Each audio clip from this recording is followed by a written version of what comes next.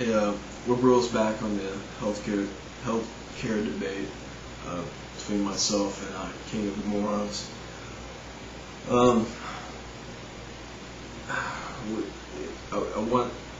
want to address, hopefully I can fit it into this last one. Now I want to address where I'm coming from. When I keep saying liberty, life, liberty, property, Constitution, right? It's this is what the whole Jan Napolitano single issue veteran type thing, and all countries, all huge countries collapse from within. You go to 12 Caesars, right? It's just a succession of circus and bread mentality, usurping rights away from people and giving them bread and circus in return to get more power. And the oligarchy understands this. They will provide more services, more circus, more bread, healthcare for all. What's next? Nutritious meals for everyone between such and such age.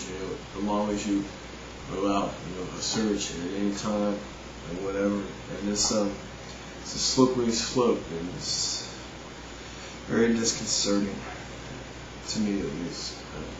I really care about the larger war, saving our republic, instead of drifting into a democracy which we were not intended to be, and then into a totalitarian state. I mean, it comes off, you got, Michelle Obama, black and white, Barack Obama, black and white, trying to frame it in that whole, Camelot, Kennedy-esque type thing, which, whatever, they're just trying to sell magazines for profit, But what the philosophy, how to fix the world.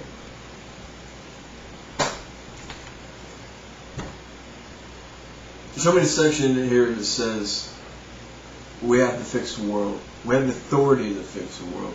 Show me the section in here where Congress can micromanage society for its betterment, and straight up micromanage it. I hear people say, "Well, the president runs the country. He needs to run the economy better." Well,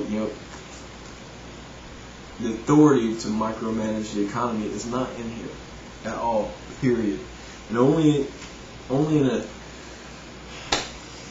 in state-run schools can you be taught that the beauty of this thing is that we can interpret it any way we want, for the betterment of society, for, we can interpret it how we want for, our noble ends, and slowly stripping away our rights from us. And getting, I wrote this down, it kind of came to me, whatever, FIAT, that, the broken and the jaded that don't give a fuck. The broken and jaded don't give a fuck anymore. And the bleeding heart, caring liberals, even though I don't like to frame things in that mentality. The bleeding heart, caring, and they don't give a fuck anymore, broken and jaded, both have to a greater extent the same effects on our freedoms and our liberties. Whereas the broken and jaded, there's nothing, they've lost everything, any touch with humanity. And, they'd sooner shoot you in the head, take your wallet, rape your woman. Has the same effect on your rights and your liberty as the bleeding heart will try to save you from itself. You have to wear a seatbelt because it's the right thing to do. It's good for you. You have to wear a motorcycle helmet because it's going to save your life. I mean, you're coming into my personal choices, my personal space that has no rat's ass different to anyone else than what if I wear my seatbelt or my helmet. And it just keeps rolling, you know, that whole mob mentality, you know, and to, in the last election cycle, the DNC, the RNC, you know, they have free speech zones. This whole country is a free speech zone. And it just keeps rolling. I mean, you know, warrantless checkpoints, especially in the Midwest, seen them in California, Upper Maine. You know, people that are filming this inside their cars. The DHS agent, you know, are you an American citizen? Are you a citizen? And people are like, am I being detained? Am I free to go? Am I being detained? Am I free to go? Are you an American citizen? And, you know, it's just suspicionless stop, seizure of your person, and questioning, detention without any, you know, veneer of legality to it. And I was speaking with a friend of mine about this, and he basically said, well, if you don't have anything to hide, you know, tell them what you're doing, tell them who you are, you let them search your car. And, you know, my rebuke to that is, do you have curtains on your windows at home? You do? What are you trying to hide?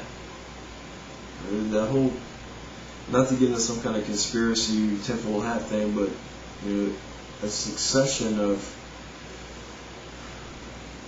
constraint on your rights, generation to generation. The new generation is just going to accept it. Well, this is the way it is. Of course, search my stuff. Yes, I'm going from here to there, and I make love to my wife, you know, every whatever day in a certain room. You know, that's just, of course, I should share this information with you instead of saying, do you have a warrant? Do you have suspicion? Am I free to go? I do not consent to any searches today. Thank you very much. And then we go to the Patriot Act, where they, you know, there's clauses in there where they can write their own warrants ad hoc. The Military Commissions Act, where they can actually seize individuals and make them work. Suspension of habeas corpus.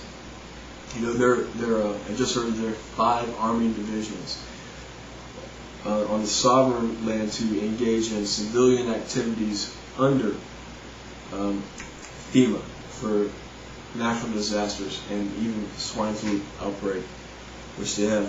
They just bought 20 million inoculations of a swine flu vaccine from Baxter, and Baxter Corporation applied for that patent in 2007.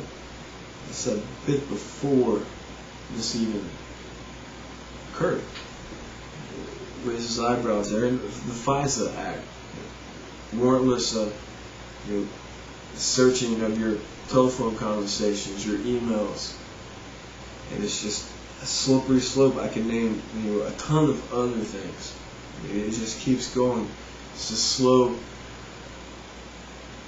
erosion of our freedom, our liberty, our right to property for the greater good of security and health. Benjamin Franklin, those who give up their liberty for security will lose both and deserve neither. You know, Mr. Obama liked framing his speech habits in Kennedy-esque. And I recall a couple of speeches where Kennedy said that there's no American solution to a world problem. Too bad, instead of mimicking his words, he didn't listen to them. But I'll end it on this. There's another Kennedy quote. Let man be what he was born to be. Free and independent.